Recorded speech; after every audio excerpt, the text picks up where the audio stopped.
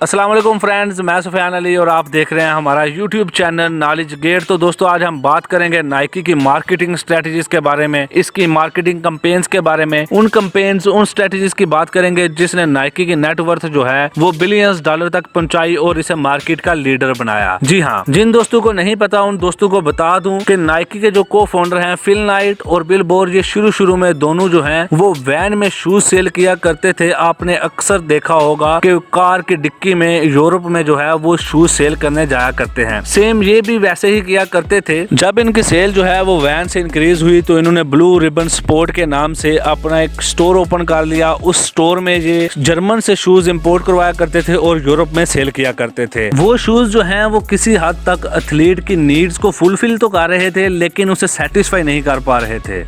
Shoes cell करने से पहले बिल बोर जो है वो एक टीम के कोच रह चुके थे और खुद भी एक एथलीट थे। वो जानते थे कि ये शूज जो हैं वो कस्टमर को सेटिस्फाई नहीं कर पा रहे, तो इसलिए इन्होंने जर्मन से शूज इंपोर्ट करवाना बंद कर दिए और खुद के शूज मैन्युफैक्चर करने का सोचा। जी तो फ्रेंड्स, मजीद आगे बढ़ने से पहले अगर आपने अभी तक हमारा चैनल सब्सक्राइब नहीं किया तो काइंडली अभी कर लें और साथ में बेल आइकन जरूर प्रेस कीजिएगा ताकि हमारी हर नई आने वाली वीडियो आप तक पहुंच सके। और वीडियो पूरी देखने के बाद अगर आपको वीडियो पसंद आए तो नीचे कमेंट जरूर कीजिएगा और अपने दोस्तों के साथ जरूर शेयर कीजिएगा ताकि उनकी भी बिजनेस लाइफ में थोड़ी हेल्प हो सके। जी तो शुरू करते हैं नाइकी की मार्केटिंग स्ट्रेटजीज। तो सबसे पहली जो उनकी मार्केटिंग स्ट्रेटजी थी, प्रॉब्लम सॉल्विंग प्रोडक्ट। जी हाँ, प्रॉब्लम सॉल्विंग प्रोडक्ट। आप जानते होंगे कि जितने भी लोग आज कामयाब हैं, आप मार्क ज़करबर्ग को देख लें, जेफ बेजोस को देख लें, बिल गेट्स को देख लें, जैक मा को देख लें, ये सारे जो हैं वो प्रॉब्लम सॉल्विंग प्रोडक्ट कस्टमर को ऑफर करके ही कामयाब हुए हैं। प्रॉब्लम सॉल्विंग प्रोडक्ट से ये होता है कि आपने सिर्फ एक दफा कस्टमर को प्रोडक्ट की अवेयरनेस देनी होती है, उसके बाद कस्टमर जो है वो खुद ही आपके पास चल कर आता है। आपको बार बार जो है वो मार्केटिंग कॉस्ट नहीं पड़ती। तो जो बिल बोर और फिल नाइट थे उन्होंने मार्केट में प्रॉब्लम को आइडेंटिफाई कर लिया था। वो जानते थे कि जो पहले शूज मार्केट में इस्तेमाल हो रहे हैं और सेल हो रहे हैं वो कस्टमर यूज तो कर रहा है लेकिन उससे सेटिस्फाई नहीं है। जो पहले शूज सेल हो रहे थे वो कंफर्टेबल भी नहीं थे, उनका वेट हैवी था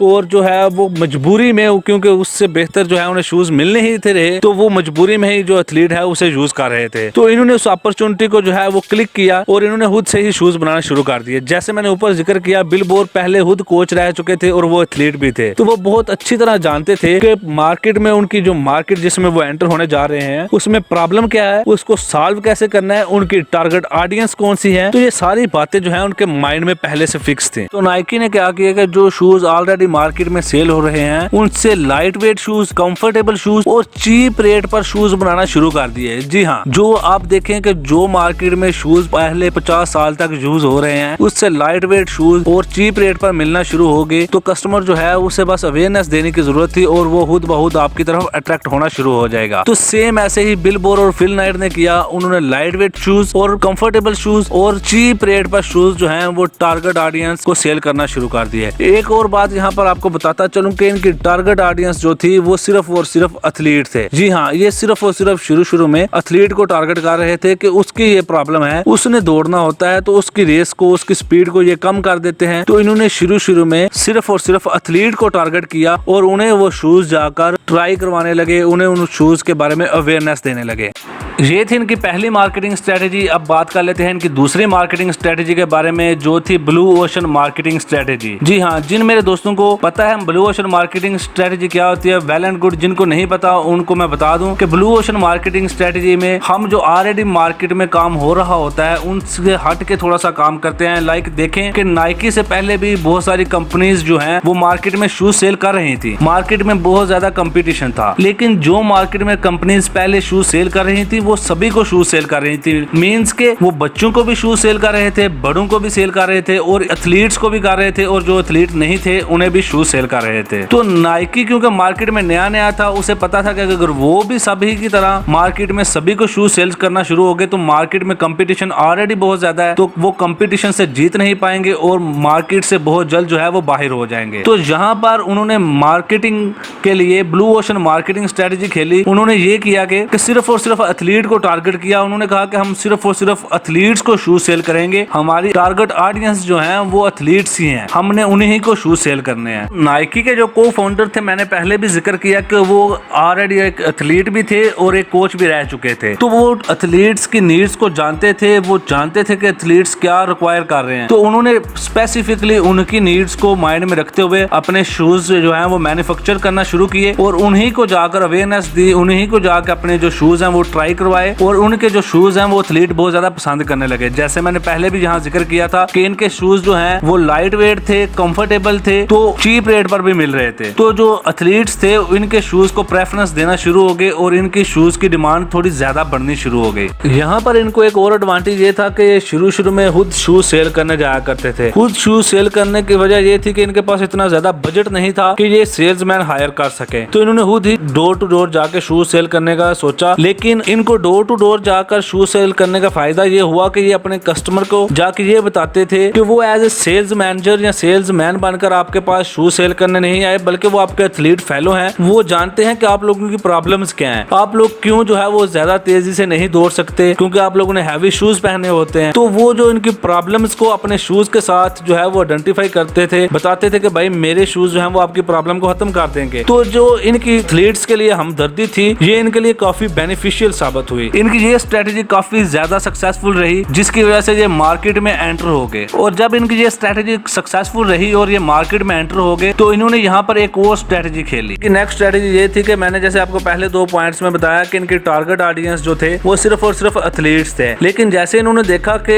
इनके शूज जो हैं वो एथलीट्स प्रेफरेंस देना शुरू हो गए हैं और उनकी डिमांड भी बढ़ गई है, तो इन्होंने क्या किया कि इन्होंने एक कैंपेन लॉन्च की जिसमें इन्होंने कहना शुरू कर दिया कि हर वो इंसान जिसके पास बॉडी है वो एथलीट ही है। जी हाँ, मैं आपको यहाँ बताता चलूं कि 19s में लोग जो है वो वॉक करना, जॉगिंग करना इतना ज्यादा पसंद नहीं थे करते, तो इन्होंने क्या किया कि इन्होंने पहले लोगों को अवेयरनेस देना शुरू कर दी कि जॉगिंग जो है वो आपकी बॉडी को फिट रखेगी, आपके लिए कितनी ज्यादा जरूरी है वॉक करना, सुबह की सैर करना आपके लिए कितना ज्यादा जरूरी है। इसके लिए बिल बो ने एक बुक भी लिखी जॉगिंग, जिसमें इन्होंने अपना कहीं जिक्र नहीं था किया, नाइकी का जिक्र भी नहीं था किया, अपना भी मींस के मार्केटिंग नहीं थी की, बस इन्होंने लोगों को जॉगिंग की अवेयरनेस दी। इसके अलावा 1-2 और कैंपेन्स इन्होंने लॉन्च की जिसमें इन्होंने लोगों को अवेयरनेस दी थी कि वो वॉक किया करें, रनिंग किया करें। ये इनकी जो बुक है और कैंपेन्स हैं वो सक्सेसफुल रही और लोग जो हैं वो वॉक करना और रनिंग करना शुरू हो गए। तो इससे क्या हुआ कि देखें अब पहले जो एथलीट्स थे वो ही सिर्फ इनके शूज यूज कर रहे थे, लेकिन अब मार्केट में जो लोगों में ट्रेंड आ गया था, लोगों को ये कूल लगने लगा था। जो लोग ये पसंद नहीं थे करते, लोग ये समझते थे पहले कि वॉक करना ऐसे फ्री लोग जो होते हैं वही वॉक करने जाते हैं, बिजी लोगों का काम नहीं है। तो अब जो है वो बिजी लोग भी जो है वो वॉक करने, रनिंग करने और सुबह सुबह जॉगिंग करने के लिए निकलते थे, तो उन्हें भी शूज चाहिए थे, कंफर्टेबल शूज चाहिए थे और लाइट वेट शूज चाहिए थे, तो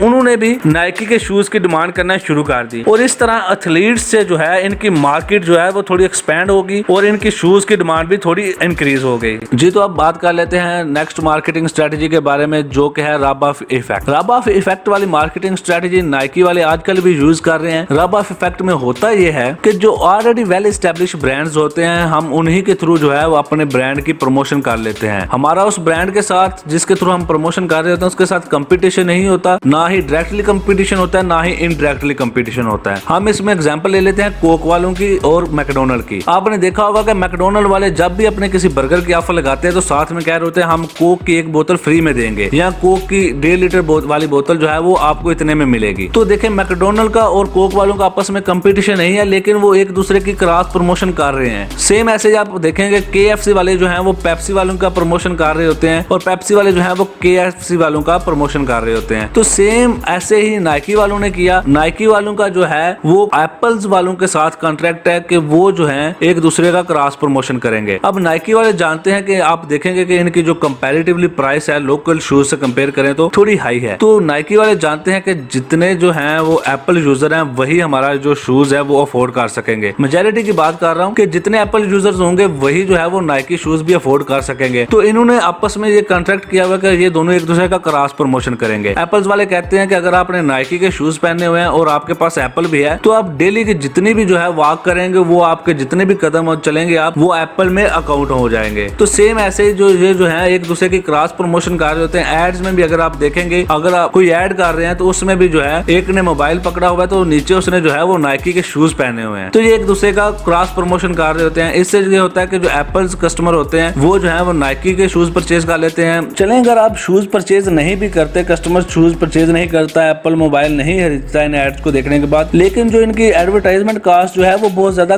कम हो जाती है। वो कैसे का, अगर आप देखें कि अगर एप्पल वालों ने अपनी प्रमोशन करनी थी वो अपना अलग से ऐड बनाएंगे और नाइकी वाले अपना अलग से ऐड बनाकर प्रमोट करते तो डबल कास्ट आनी थी, लेकिन इन्होंने एक ही ऐड में दोनों ब्रांड्स ने अपना प्रमोशन कर लिया। एक दूसरे से नुकसान भी कोई नहीं और अपना प्रमोशन भी जो है वो सस्ते और चीप रेट पर जो है वो कर लेंगे। और दूसरा ये कि इनको इन एड्स में जब इन्होंने अपना क्रॉस प्रमोशन करना होता है, इसमें आपके लिए भी लर्निंग ये है कि जब हमने किसी वेल एस्टैब्लिश ब्रांड्स के साथ जिसके पास ऑलरेडी बहुत ज्यादा ऑडियंस होती है, जब उसके साथ क्रॉस प्रमोशन करना होता है तो हमें ये बात बहुत ज्यादा ध्यान में रखनी होती है कि हमारे कस्टमर जो है वो सेम ही है, हमारे कस्टमर आएंगे या नहीं। अब इस बात का मतलब ये है कि देखें, अगर नाइकी वालों ने एप्पल वालों के साथ क्रॉस प्रमोशन किया और कोक वालों ने जो है वो मैकडोनल्ड के साथ, KFC वालों ने पेप्सी के साथ, तो इनको पता है कि हमारे कस्टमर जो है वो सेम ही हैं, लेकिन हमारा जो है वो आपस में कंपटीशन भी कोई नहीं। तो देखें, अब इन्होंने ये किया हुआ है कि इन्हें अपनी टारगेट ऑडियंस का बिल्कुल क्लियर पता है। इन ये जानते हैं कि वही बंदा जो है वो नाइकी के शूज अफोर्ड कर सकता है जो कि एप्पल अफोर्ड कर सकता है, और एप्पल मोबाइल वही परचेज करेगा जो कि यूजुअली नाइकी के शूज आसानी से पहन सकता है। तो इनको अपने टारगेट ऑडियंस के बारे में क्लियर पता होता है। तो अगर आप भी ऐसा कुछ करना चाहते हैं तो देख लीजिएगा कि आपके टारगेट ऑडियंस जो है वो सेम ही है, आपके कस्टमर सेम ही हैं, तो इससे आप भी जो है वो बहुत ज्यादा चीप रेट पर जो है वो अपनी भी एडवर्टाइजमेंट कर सकते हैं। इन कंपेन्स और मार्केटिंग स्ट्रेटजीज के अलावा नाइकी जो है और भी बहुत ज्यादा कंपेन्स और स्ट्रेटजी यूज करता रहा है। जैसे कि आजकल ये एक मार्केटिंग स्ट्रेटजी यूज कर रहे हैं, जस्ट डू इट वाली। जी हाँ, ये कंपेन इनकी बहुत ज्यादा सक्सेसफुल रही। नाइकी जो है वो अपने कस्टमर को मोटिवेशन देता है और अपने कस्टमर को जो है वो होप दिलाता है। जैसे कि अब अगर आप दूसरे ब्रांड्स के एड्स देखते हैं, लाइक रिटोल, सेफगार्ड या फिर लाइफ बॉय का एड देखते हैं, तो वो अपने कस्टमर के माइंड में फियर क्रिएट करता है। वो ये कह रहे होते हैं अपने एड्स में कि अगर आपने हमारा साबुन यूज ना किया तो आप बीमार पड़ जाएंगे या फिर आपके बच्चे बीमार पड़ जाएंगे। लेकिन नाइकी जो है वो अपने कस्टमर को मोटिवेट करता है, उसे होप दिलाता है, जिसकी वजह से इसका कस्टमर जो है वो उसके साथ इमोशनली जुड़ जाता है और लॉन्ग टर्म के लिए उसके साथ लॉयल रहता है। जो इसके साथ लॉन्ग टर्म के लिए इसका कस्टमर जुड़ जाता है उसे लॉन्ग टर्म के लिए बेनिफिट भी देता है। तो ये नाइकी जो है वक्तन फक्तन ऐसे एड्स और कंपेन यूज करता रहा है। इसके अलावा नाइकी की और भी बहुत ज्यादा कंपेन्स और एड्स हैं जिसको हम इस वीडियो में डिस्कस नहीं कर सकते क्योंकि